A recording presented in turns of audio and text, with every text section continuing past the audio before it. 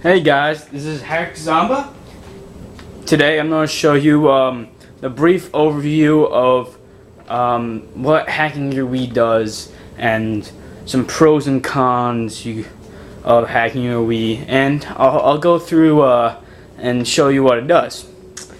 First off, we all should check what firmware or menu you have right now, and you should have the most current one, which is 4.3.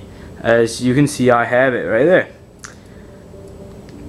So, hacking your Wii, there's some pros and cons to go over.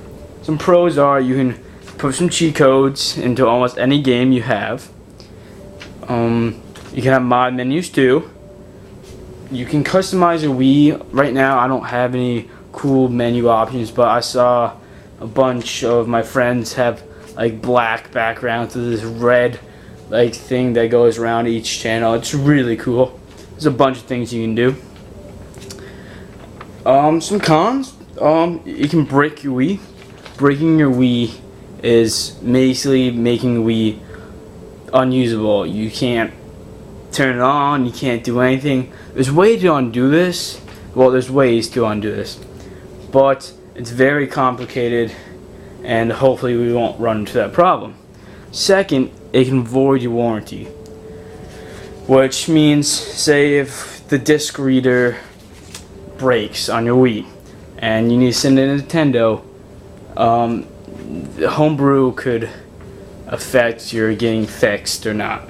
But there's a way around this. If your Wii still turns on, say like, yeah, your disc thing doesn't read anymore, you can still turn it on, go into the Wii options, go to data management, and delete a channel like you would delete any other thing. So, also another pro is that you can back up games, which a lot of you might be interested in. Say you have a disc, afraid of it getting scratched by your little brother or something. You can put it into your Wii, upload it, and run it right through your Wii. You don't even need the disc anymore.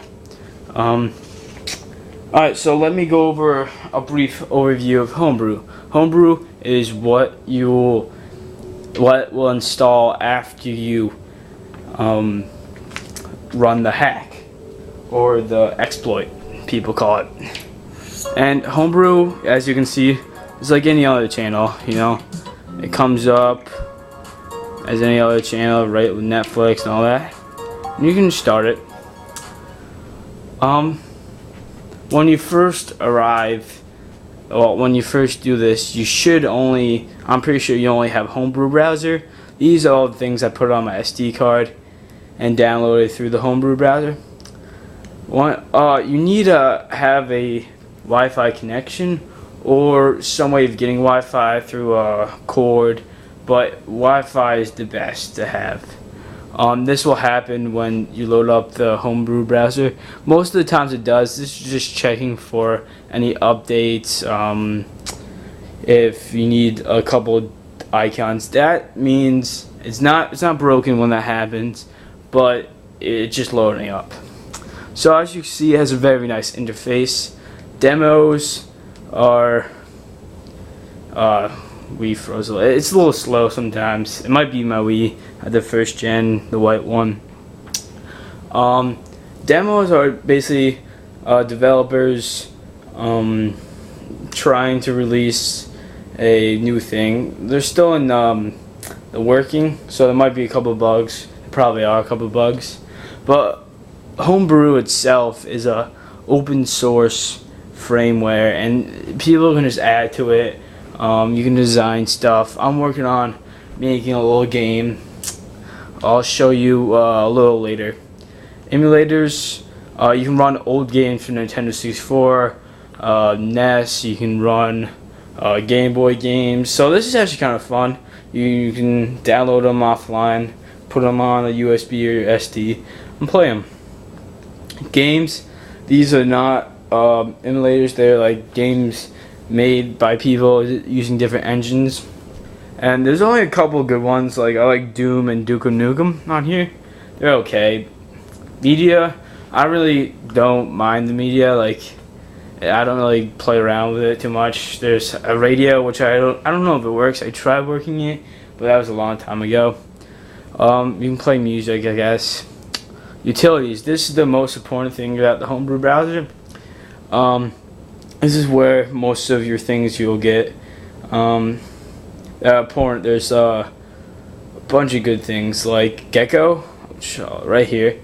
This is one way of loading cheat codes if you don't have a backup, which I'll go into. Then there's WII, sign check. Yeah, I'll go more in depth into it, but that's how you do it. You just press home, this comes up, hit return to loaded. It's bringing you back to the Homebrew interface. This is really fun because I think you can pop the bubbles still. Yeah, on the older version it was a little cooler. This is I like how this version comes up, but on the older version it was a little more fun. You can pop all the bubbles. See, pop. Oh man, that's a bad one. Sorry. All right. Let me go exit back to them, and you just hit home again, and that comes up. So it works as a normal channel in a Homebrew. Nothing to worry about that. So, I actually don't go into a little. I'm gonna recap in my other video too, but what you need for hacking a Wii, which I like about the Wii, is because you don't need too much stuff to hack the Wii. Other things like Xbox, when you JTAG it, you need all this equipment, open it, and it's so complicated. Wii, what I like about it, it's really simple. All you need is a SD card.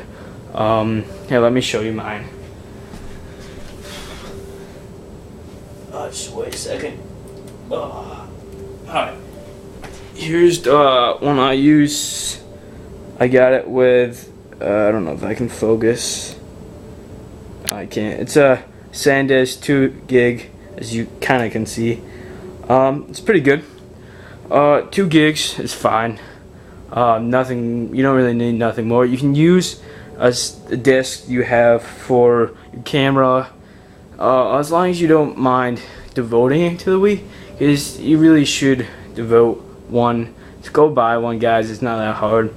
Other thing is USB. If you want to back up games, which will go in more in depth in my other videos, but if you want to back it up, you need like a pretty good size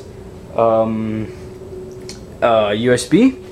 Like, I'm talking about 8 to 16, all the way to 32 if you really want to. But most games are like 2 gigabytes. Black Ops is 4. Super Smash Bros. Is, I think, around 6.5 gigabytes. So it takes up a lot.